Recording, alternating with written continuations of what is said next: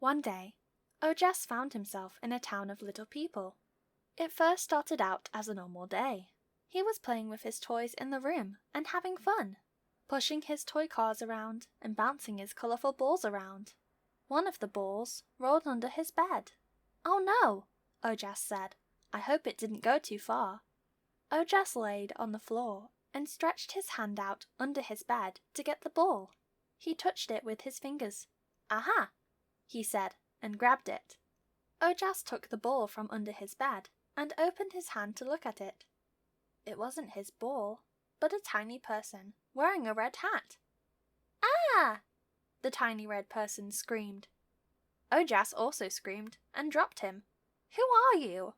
Ojass asked, but the tiny person ran back under his bed. "Wait, don't go," Ojass said, and jumped after him. He saw a bright light coming from a hole under his bed. The tiny person ran through that hole. Ojass lay flat on the ground and stretched his hand towards the hole. Immediately, he got sucked into it. Ojass opened his eyes and saw himself in a little town, full of little people.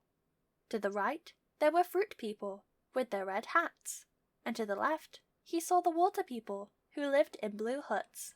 There was no peace in the little town for the people that were always quarrelling. Ojass was not happy with this. Fighting was bad, and he knew it. The tiny people were quarrelling and fought so loud that they did not notice Ojass, who was now like a giant to them. Hello?" Ojass said, and his voice echoed like thunder. He loved being so big, but he was careful not to smash any of their tiny houses. The tiny people fled and hid in their houses when they saw Ojass. They thought he was a giant, out to destroy their town. "I'm not going to hurt you," Ojass said, and squatted so low he could see the tiny people. He told them that his name was Ojass. One by one, the little people began to come out of their huts. They whispered amongst themselves and pointed at Ojass, for they had never seen a person so big before. The fruit people sent their bravest person to go out and meet the giant, and the water people also did the same, sending out their bravest. "What do you want with us, giant?" they asked. "I'm not a giant," Ojass said, and looked at himself. His feet were large enough to cover their rivers, and he was so big that his head was in their sky, with tiny birds flying around him. "Oh, I guess I am a giant after all," Ojass said. He told them of how he had fallen through a portal under his bed, which had led him to their land. "Why are you fighting?" Ojass asked. "The water people are selfish," said the person from the fruit tribe. "So not true. The fruit people are the selfish ones. They never share their things."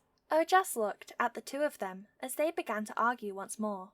"Please don't fight," Ojass said, and used his fingers to separate the two. "What does the water tribe want?" "Some fruit would be nice," the person from the water tribe said, "but the fruit people never share their fruits." Ojass turned to the fruit person. "What does your tribe want?" "All we want is just some water, for we get very thirsty after eating those fruits, but the water people keep it all to themselves." Ojass stood up and thought for a minute. If the water people need some fruit and the fruit people need some water, then...